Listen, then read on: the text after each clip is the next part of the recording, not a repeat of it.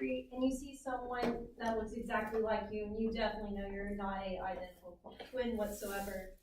So let's talk about cloning. Even though it doesn't like majorly impact us right now, it's going to in the future.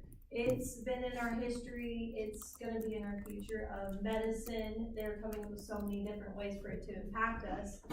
And cloning can change the way the world functions and how things are produced in general. It does in agricultural especially. That's why I'm personally so interested in it. It's impacted a lot of things that I know. And it just makes me really interested in what geneticists see in like the potential of cloning. So we're going to talk about its importance through the history and agricultural production and human medicine. So the University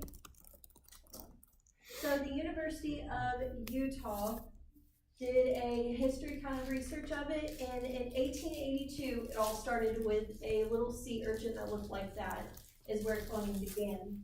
And then in 1928, a cell nucleus control embryonic development happened in a salamander. So basically they were able to control what the nucleus did in the salamander.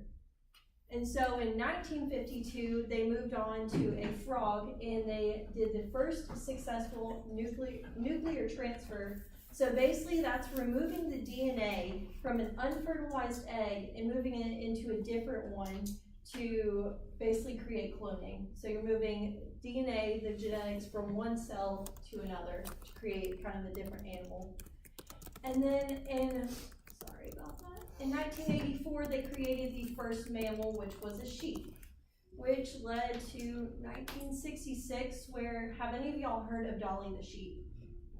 So Dolly the sheep was actually a really marvelous thing that happened, because it's really hard to take, because they start with a stem cell usually, which is a they don't have a specific job yet. You can give them a job that they have to do. That's why they're easier to turn into cloning.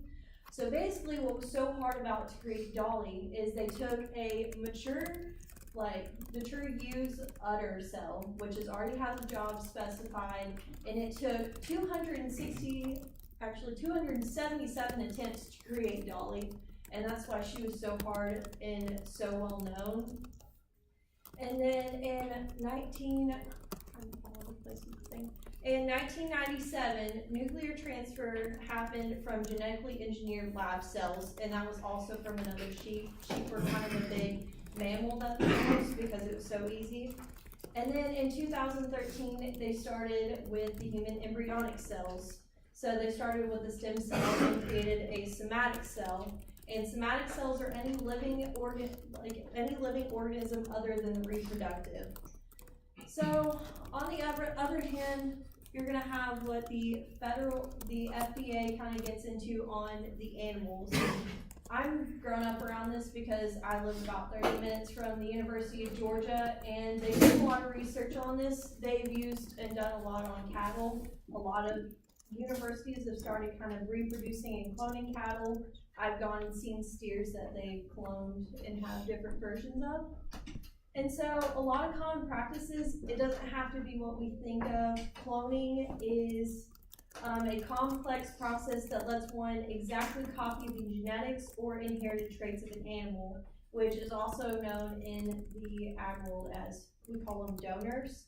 It's kind of like having an identical twin but born at a different time, so it doesn't have to be copying that exact person like we see in sci-fi movies. So common practices that would involve this is known AI, artificial insemination.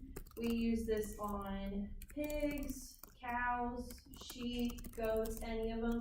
Basically, you get the semen from the male and put it into the female, and you have your embryo.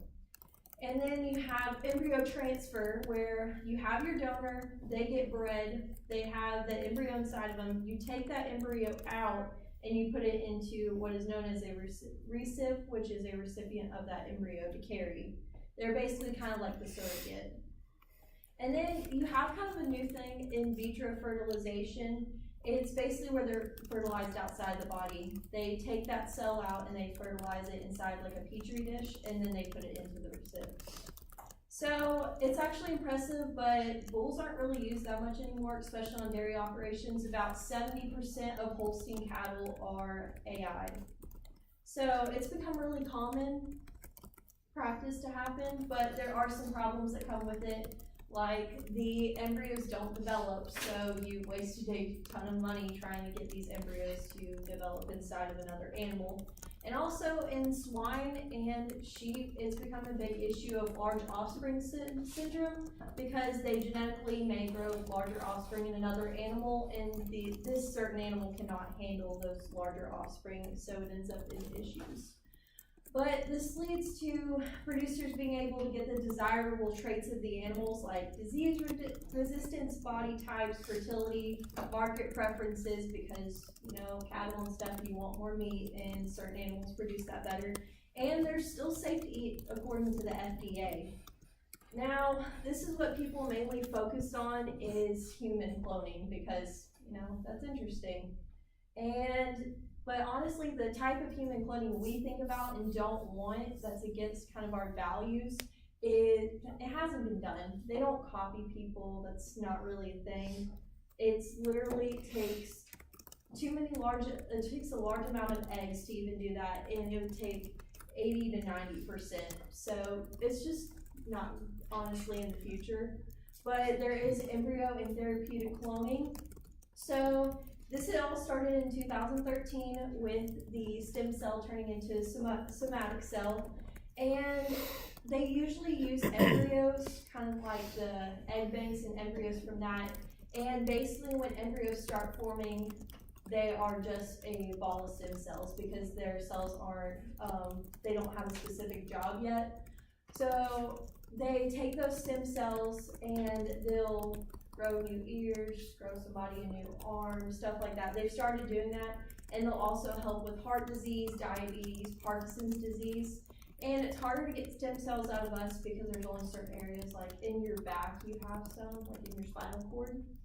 And this involves SCNT, which is somatic cell nuclear transfer, where they're transferring that DNA.